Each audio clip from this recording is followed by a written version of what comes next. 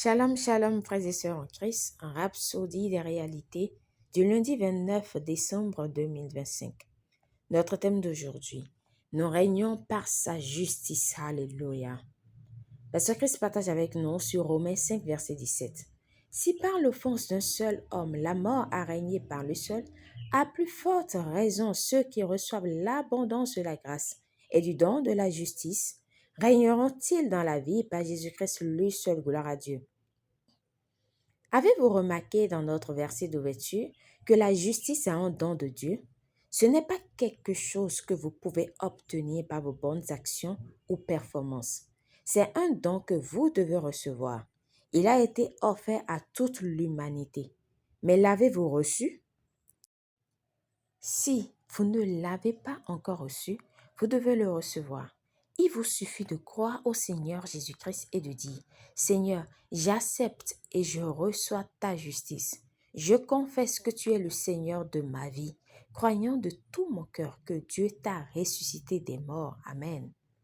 Il vous rend aussi juste que lui-même, car ce qu'il vous donne, c'est sa propre justice. 2 Corinthiens 5, verset 21 dit, « Celui qui n'a point connu le péché, Dieu l'a fait devenir péché pour nous, afin que nous devenions en lui justice de Dieu. » De même, Romains 5, verset 1 dit, « Étant donc justifiés par la foi, nous avons la paix avec Dieu par notre Seigneur Jésus-Christ, gloire à Dieu. » Remarquez qu'il ne dit pas que nous sommes justifiés en fonction de notre richesse ou de nos efforts pour plaire à Dieu. Mais il dit que, justifiés par la foi, nous avons la paix avec Dieu par notre Seigneur Jésus-Christ. Que veut dire être justifié? Cela signifie être déclaré juste. Cela signifie être déclaré non coupable, libéré de toute charge et acquitté. Quelle grâce du Seigneur! Il nous a absous. Alors, qu'en est-il de nos péchés?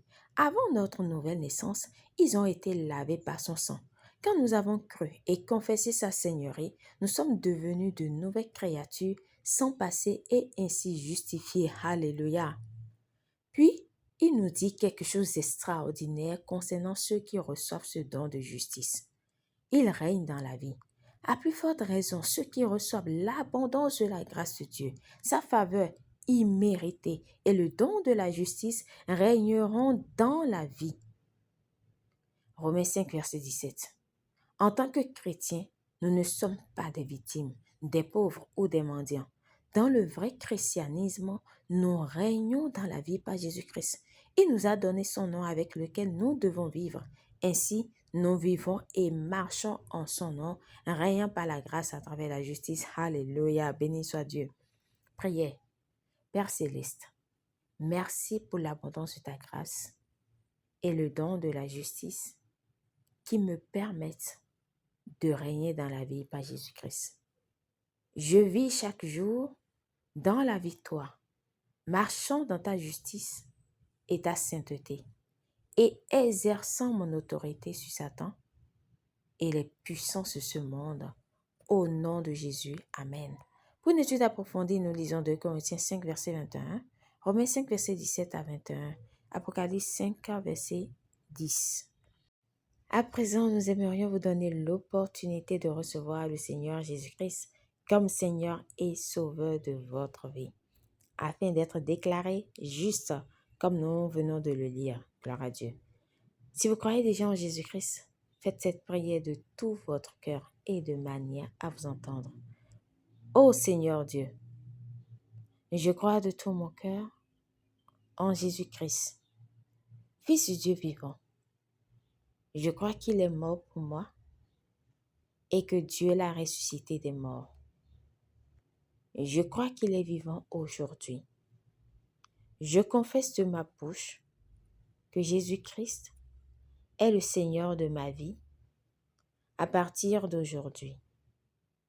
Par lui et en son nom, j'ai la vie éternelle. Je suis né de nouveau. Merci Seigneur d'avoir sauvé mon âme. Je suis désormais un enfant de Dieu. Alléluia. Félicitations si vous avez fait cette prière, vous êtes désormais un enfant de Dieu.